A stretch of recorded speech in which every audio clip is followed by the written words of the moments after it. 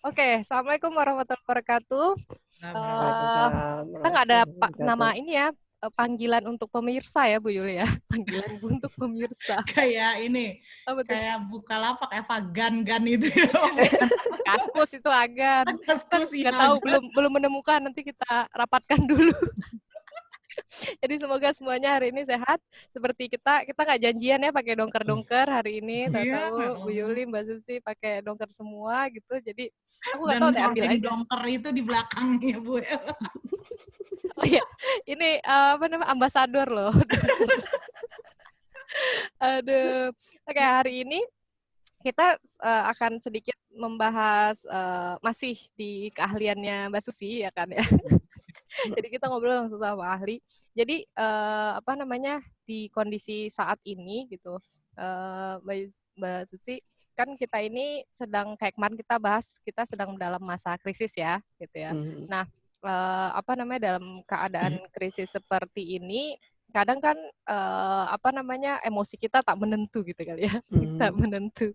Jadi apa namanya bagaimana sih caranya sebelumnya kan kita bahas juga oh kita harus tahu dulu kita itu marah ataupun kita itu kecewa kemarin ngobrol sama Bu Yuli atau kita itu bahagia atau apa gitu. Nah, seperti apa sih untuk kita mengetahui bahwa oh kita tuh lagi marah ya. Oh kita tuh sebenarnya kita tuh marah sama siapa kayak gitu.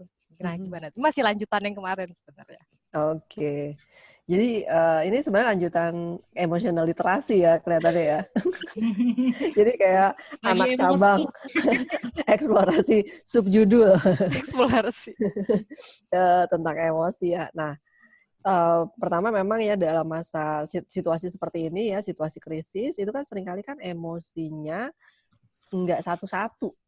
Ya, kita ada kalanya kita mengalami emosi yang beragam sebenarnya, tapi kita seringkali mengacu kepada emosi yang utama aja gitu.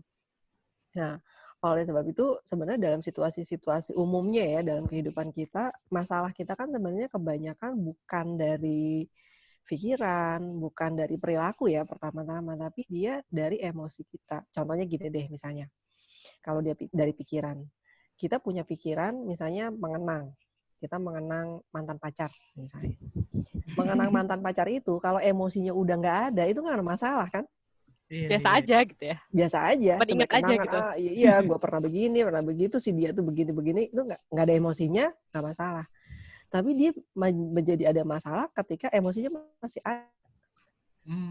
Di pacar udah enggak, tapi emosinya masih ada. Mau emosi sebel atau emosi seneng, nah itu kan masalah kan? Gitu. Yeah. Nah jadi seringkali itu kita sering nggak menyadari bahwa apa yang jadi masalah kita sebenarnya adalah berangkat dari emosinya. Nah, masalahnya adalah dalam kultur kita tuh nggak diajarin bagaimana mengenali, baru-baru mengelola ya, mengenali emosi, kan kita nggak diajarin gitu. Nah, jadi kita nggak literer gitu ya, kayak punya literasi tentang emosi. Jadi makanya kalau kita dengar orang nih punya krisis atau punya masalah, terus kita tanya gimana perasaan gue, nggak tahu, bingung. Iya, sering banget ya itu bingung gue gitu. Bingung kan sebenarnya adalah kumpulan banyak emosi yang kita nggak bisa identifikasi. Nah, semakin kita bingung emosinya, artinya semakin kita nggak bisa identifikasi, semakin kita nggak tahu dia mengelolanya gimana. Kan kita tidak bisa mengelola sesuatu yang tidak teridentifikasi kan gitu kan. Berarti intinya hal pertama yang harus dilakukan kita harus mengidentifikasi emosi kita itu ya. Iya. Terus yang gitu. Emosi tadi ya, itu ada polanya nggak sih? Maksudnya orang ini emang selalu bingung misalnya, atau orang ini selalu marah gitu. Bingung atau itu emosi nggak sih? Enggak ya? Ya, emosi. Oh, emosi. Cuman dia sebenarnya emosi yang mix gitu ya. Gitu. Dia sebenarnya dasarnya emosi ya. yang ada layernya gitu ya, ada layernya gitu. Sama kayak orang bilang males. Males itu kan sebenarnya banyak alasan yang nggak bisa saya identifikasi. Ya, padahal sebenarnya ada. Kalau kita cari jauh, lebih jauh itu sebenarnya ada gitu. Nah tadi Bu Yuli nanya tentang ada semacam kayak pola ya, setiap pola. orang. Nah, sebenarnya kita sebelum kita ngomong tentang pola setiap orang, kita mesti ngomong juga tentang pola emosi. Jadi emosi itu ada polanya. Emosinya sendiri itu ada polanya. Kita kan seringkali nggak mengenali pola-pola emosi, kita cuma mengenali jenis emosi. Oh saya marah, oh saya sedih, oh saya senang, oh saya kalem, oh saya tenang. Kita tahu itu gitu. Tapi sebenarnya emosi itu ada polanya dia. Ada, kalau di kita tuh disebut ada sistemnya gitu. Jadi emosi itu terdiri dari 3 sistem. Ada 3 sistem emosi gitu. Nah, sistem emosi yang pertama misalnya sistem ancaman. Itu ada klasifikasi emosi-emosi yang terdiri dari emosi-emosi yang kita terancam. Misalnya kayak marah, takut, jijik, apalagi ya, emosi-emosi yang berkaitan dengan hal-hal yang membuat kita protektif ya, membuat kita protektif. Nah itu emosi yang ancaman. Klasifikasi emosi-emosi yang membuat kita terancam, terutama yang tadi saya sebutkan. Nah yang kedua, sistem emosi kendali, yaitu emosi-emosi yang memberikan kita kontrol, misalnya kayak rasa ingin tahu, kemudian ambisi, berhasrat, menginginkan sesuatu, mencapai sesuatu gitu ya. Itu adalah emosi yang ada di dalam klasifikasi kendali atau Kendali disebut artinya drive system. kayak mengendalikan ya? Iya, drive. Jadi drive system. Yang pertama itu threat system, yang kedua drive system, yang ketiga safeness system, yaitu sistem ketenangan. Itu emosi-emosi yang isinya kayak namanya ya, calm, affectionate, terus compassion, afiliatif, baik, menyenangkan. Nah, itu tuh emosi-emosi itu klasifikasinya tuh kayak gitu. Orang-orang baik itu. Iya, gitu. Nah, jadi sebelum kita tahu pola emosi terhadap orang-orang itu, yang kita tanyakan adalah bukan jenis emosinya apa aja, tapi orang itu apa emosi yang paling dominan. Dia didominasi oleh satu jenis sistem emosi nggak? Misalnya ada orang mungkin yang kebanyakan emosinya adalah takut. Misalnya kita juga banyak ya suka ngadepin mahasiswa apa-apa takut gitu misalnya. Ngadepin dosen takut, sama tugas takut, sama orang tua takut, pacar ntar takut gitu misalnya. Jadi itu dia takut kehilangan. Iya gitu, takut kehilangan, takut diomelin, takut nggak dapet nilai A gitu misalnya, kan itu sistem itu gitu yang kelihatannya mungkin mendominasi dia. Nah, jadi untuk bisa kita punya literasi emosi, artinya tahu emosi apa yang kita alami, kemudian seberapa kuat dia, kemudian baru kita bisa bicara bagaimana dia mengatasi itu, kita harus tahu tuh apa klasifikasi emosi itu, dan kemudian kita tuh ada di mana.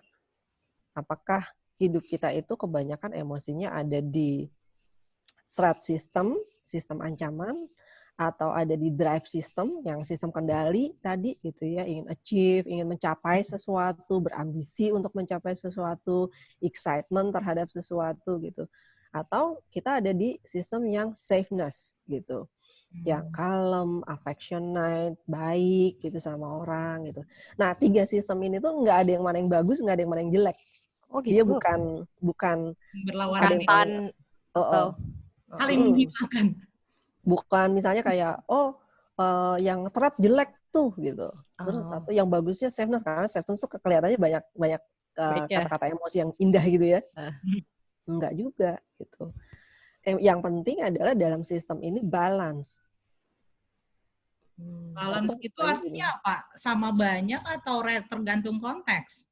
Menempatkan emosi sesuai ini, apa gimana? Nah, iya. Jadi memiliki emosi sesuai dengan konteksnya. Contoh misalnya gini. Kalau kita berada di tempat yang asing gitu. Terus kita nggak merasa sama sekali ancaman, nggak ada emosi ancaman sama sekali, nggak ada takut, nggak ada khawatir gitu. Kita bisa jadi lalai kan, gitu, bisa jadi lalai, bisa jadi naif gitu. Kita nggak bisa membaca kode-kode situasi di mana situasi yang mengancam karena nggak ada emosi itu gitu. Itu kan bahaya juga, ngeri gitu. Terus misalnya ada api nyala gitu, terus kita in safeness, santai-santai. Itu aneh sih, kalau itu mah aneh. Mainan gitu. Emosi. Tapi bisa aja orang didominasi oleh satu emosi tertentu kayak gitu, sama seperti bisa ya? Maksudnya ada orang santai gitu ya? Ya ada sih memang. Ya, sama seperti ada orang yang takut melulu, ada kan? Iya. Nah, ada orang yang ambisi aja gitu. Ada juga orang yang baik aja gitu. Jadi dia nggak bisa mengenali bahwa orang ini udah jahat sama dia Iya, gitu. betul. Dia nggak bisa tuh mengenali kayak gitu. Ini juga berarti ya, maksudnya misalnya kita ngelihat, iya jangan seuzon sama orang gitu. Maksudnya ada kalanya emang kita harus seuzon, maksudnya ya ada orang mau nyopet kita gitu, kita masih mikir, enggak, dia nggak mungkin nyopet kita. Enggak seuzon enggak, tapi itu waspada, beda kali. Iya, seuzon itu kan kita berprasangka buruk tanpa data ya. Iya. Kalau aku menerjemahkannya gitu. Seuzon tanpa data. Orang out of nowhere kita bilang ini orang bagus jahat. Jahat, Nah, iya benar. Tapi kalau misalnya ada tanda-tanda orangnya kayak gini, situasi kayak gini, udah dia mepet-mepet kita gitu. Terus kita, oh kelihatannya dia orangnya mungkin tertarik sama saya gitu. Itu beda lagi kepedean kayaknya. Oke, juga ya. berarti tadi ada beberapa sistem emosi tadi ya. Nah, tadi cara mengidentifikasinya apakah kita looking back gitu, ngelihat oh ya selama ini saya kayak gini, ataukah ada checklist yang harus dilakukan? Biasanya kalau itu apa yang harus dilakukan gitu secara praktikalnya? Nah, pertama gini, karena kita tuh ada risetnya ya bahwa orang Indonesia itu kayak diksi emosinya tuh sedikit. Maksudnya gimana diksi emosi? Bahasanya agak susah ya.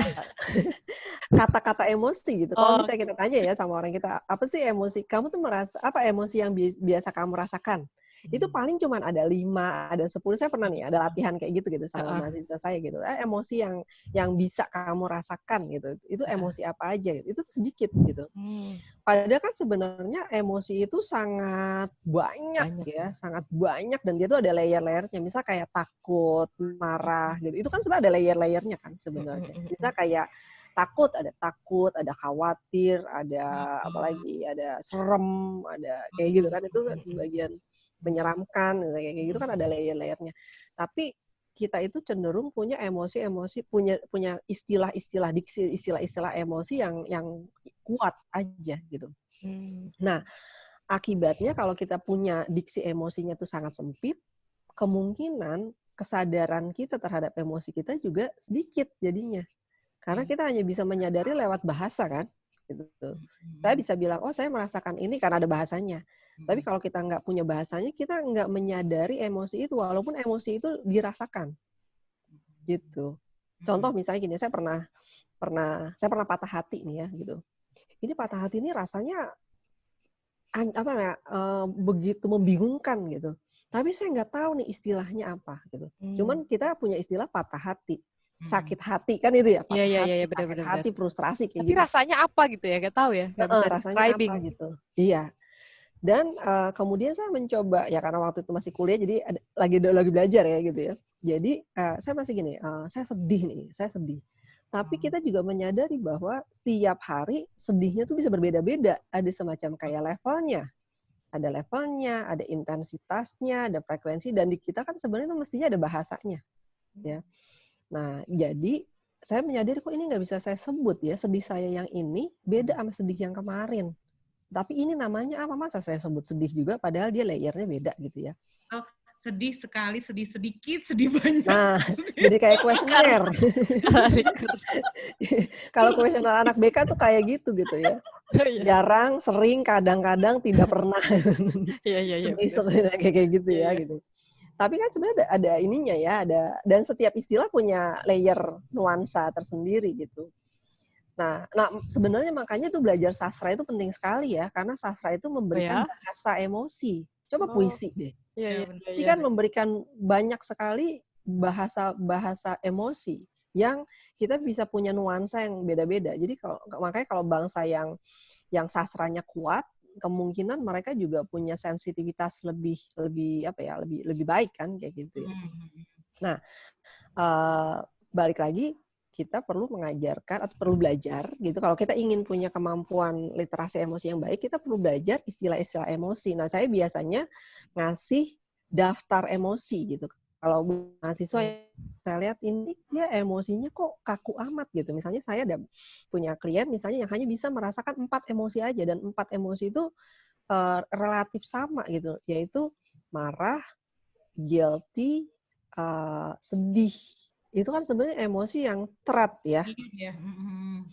Namanya beda-beda, tapi dia ada di dalam sistem klasifikasi yang sama gitu, threat gitu. Nah, jadi dia nggak punya emosi drive gitu, dia nggak punya emosi safeness, nggak ada, dia merasa nggak punya pengalaman itu jadinya. Nah, atau dia emang nggak tahu kalau itu emosi gitu. Nah, apalagi itu gitu, karena di kita itu kan nggak diajarin, Iya. gitu. Nggak diajarin, artinya gini, Misalnya, apa yang kamu rasakan? Saya tenang. Mungkin orang nggak tahu kalau tenang itu emosi. Iya, gitu. Dan juga waktu masih kecil. Gitu, lama-lama miskonsepsi nih kita, Bu Yuli. Iya, waktu masih kecil deh, anak-anak mungkin ya, Bu Yuli ini kan punya anak kecil ya, coba kita lihat ya. Pengalaman setiap hari itu kan selalu ada emosinya. Tapi kita hampir nggak pernah mengajarkan emosi itu sama anak, mengajarkan diksinya ya, mengajarkan istilahnya. Kayak misalnya kayak dia apa gitu, terus bilang, kamu marah ya, kamu kesal, kamu sedih, oh kamu lagi senang ya, gitu. Oh ini enak ya, kalau enak tuh rasanya gimana sih, gitu. Nah itu kan memberikan diksi emosi, memberikan kosakata emosi sama anak-anak, dan akhirnya anak-anak juga belajar layer-layer atau nuansa-nuansa emosi. Semakin banyak nuansa emosi yang kita perkenalkan sama anak-anak, maka anak-anak juga punya pengalaman emosi, menyadari pengalaman emosinya. Jadi mudah, karena masalah emosi adalah orang nggak bisa menyadari emosinya itu apa. Tapi kalau dia punya nuansa, punya kata-kata yang punya nuansa, maka dia bisa, oh ini saya sedih, oh ini saya marah, oh ini saya menyesal, oh ini apa gitu misalnya. Dan setiap kata emosi itu kan ada intensitasnya. Misalnya kayak saya marah dengan saya ngamuk, dengan saya kesal. Itu kan dia satu layer kan gitu ya. Saya ngamuk, saya marah, saya kesal, saya menyesal. Tak tertahankan. Nah, gitu ya. Terluka, menderita. Oh iya benar. Beda kan gitu. Saya frustrasi, saya terluka, menderita, sedih. Gitu. Dia punya nuansa kayak gitu. Dan nuansa itu punya intensitas. Sehingga kalau kita bisa menggunakan itu di dalam sesuai konteksnya, kita tahu oh orang ini mengalami emosi yang intensitasnya lagi tinggi nih. Oh ini rendah nih. Oh ini sebentar. Oh ini kecil. Oh ini kayak gitu. Kita juga gitu. Ketika kita mengalami satu peristiwa, ini tuh apa namanya? Ketika kita bisa memberikan nama, kita juga tahu. Oh ini intensitasnya kecil. Kalau intensitas kecil, oh ya bisa aku abaikan. Oh ini intensitasnya kuat. Kuat berarti kita bisa prediksi kemungkinan ini akan lama nih gitu misalnya. Jadi ada kemampuan kayak gitu untuk yang kita sebut sebagai literasi emosi gitu. Terus berarti kondisi seperti ini misalnya gitu ya, kita kan ngelihat orang kayaknya emosinya kayaknya dia nggak pernah gitu deh sebelumnya misalnya gitu. Jadi begitu ya gitu. Baru terlihat emosi itu. Sebelumnya ketika kita bertatap muka dan sebagainya kan dia nggak seperti itu misalnya. Terus setelah udah sebulan lebih ini kan orang-orang muncul kayak, kita sih bilangnya karena nggak tahu itu emosi apa ya, coba bilang, gampang emosi banget sih jadinya gitu. Emosian. Emosian kok emosi. Itu aja bahasanya yang dipunya. Emosian. Padahal emosi ternyata banyak ya, cuma kita bilang, ya orangnya emosian. Jadi buat kita emosi itu bawaannya cuma marah. Negatif. Gitu. Iya benar-benar betul. Ya, betul. Jadi generalisasi Iya. Dan kita juga seringkali salah mengenali emosi. Misalnya gini, saya mungkin sebenarnya malu nih gitu sama Bu Yuli gitu. Misalnya Bu Yuli korpori saya gitu. Terus Bu Yuli tanya, Fit, ini mana gitu misalnya. Laporan kuliah kamu mana? Terus aku belum bikin. Gitu, misalnya. Aku kan malu tuh sebenarnya, gitu kan. Tapi bisa jadi kalau misalnya aku punya pandangan gini, kalau aku mengekspresikan rasa maluku, aku berarti lebih rendah gitu. Maka dan aku nggak mau kayak gitu. Aku nggak mau nih perasaan direndahin. Maka gimana caranya untuk membuat level emosinya jadi setara sama Bu Yuli? Aku akan marah sama dia. Ngapain sih kamu nanyain kerjaan gue? Itu masuk dalam alam pikir nggak sih? Karena maksudnya kadang saya sih nggak pernah mikir kayak gitu ya. Maksudnya itu menurut saya terlalu panjang berpikirnya gitu. Tapi banyak aku pikir orang itu nggak menyadari itu. Jadi nggak menyadari ya itu ya, seperti defend dia sadar dia ya kenapa dia jadi lebih galak ya misalnya itu jadi banget itu gitu. Otomatis orang-orang seperti itu nggak maksudnya banyak sih kalau aku ya ketemunya banyak gitu kayaknya sebenarnya nggak maksud aku apakah itu kayak kata-kata Mbak Susi kemarin ya maksudnya orang-orang yang melukai kita bisa jadi dia nggak sengaja melukai kita itu gitu kan kayak waktu itu kita bicarakan gitu. Nah maksud saya apakah itu kalau misal tadi udah dipikirkan seperti itu yang Mbak Susi bilang artinya itu kan direncanakan tuh dia marah-marahnya itu supaya tidak terlihat itu. Enggak, karena gini, orang lebih sering sebenarnya, karena itu balik lagi ya, orang kan seringkali nggak punya kemampuan literasi emosi, gitu. Tapi orang punya mekanisme ekspresi emosi. Nah, mekanisme ekspresi ini bisa disebabkan oleh misalnya salah satunya defense mechanism, misalnya. Mekanisme diri, defense mechanism. Nah, jadi untuk membuat dia enggak diomelin atau membuat dia nggak merasa rendah, maka dia menggunakan defense mekanisme. Maka defense mekanisme ini ada emosinya, gitu. Maka emosi itu yang dipakai. Orang tuh nggak akan merencanakan, oh ini Bu Juli nanya gue, oh nanti kalau misalnya dia kayak gini, oh nanti berarti nggak ada kayak gitu. Makanya saya bilang orang nggak akan sengaja. Seringkali orang nggak sengaja gitu melakukan itu. Jadi kalau misalnya ditanya, kamu sebenarnya ingin defense mekanisme ya? Ya enggak gitu kan. Nggak dipikirkan kan. Gitu, nggak dipikirkan gitu. Itu tidak direncanakan, tidak dipikirkan gitu. Cuma karena ini bisa kita duga, karena dalam kultur kita itu kan emosi yang bisa diterima, marah adalah emosi yang bisa diterima. Dan dia ada bias gendernya juga. Marah bisa diterima kalau cowok. Cewek gimana? Maksudnya marah bisa diterima itu gimana? Maksudnya gini, kita akan lebih bisa terima orang mengekspresikan kemarahan ketimbang ekspresi emosi yang lain. Contohnya gini misalnya, kita akan lebih bisa menghadapi cowok yang marah-marah ketimbang cowok yang nangis, ya nggak?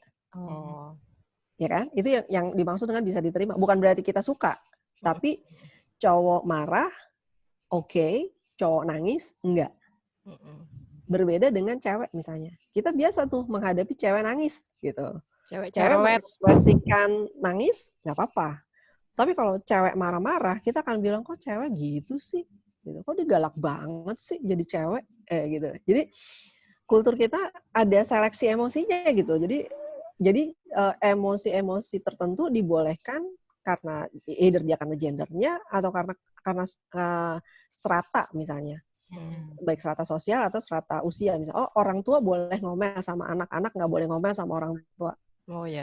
Maka kemungkinan orang tua akan lebih mudah mengekspresikan marah dan anak lebih sulit mengekspresikan marahnya gitu. Nah, jadi sehingga orang bisa jadi dan orang jadi nggak mengenal layer emosi yang lain kan.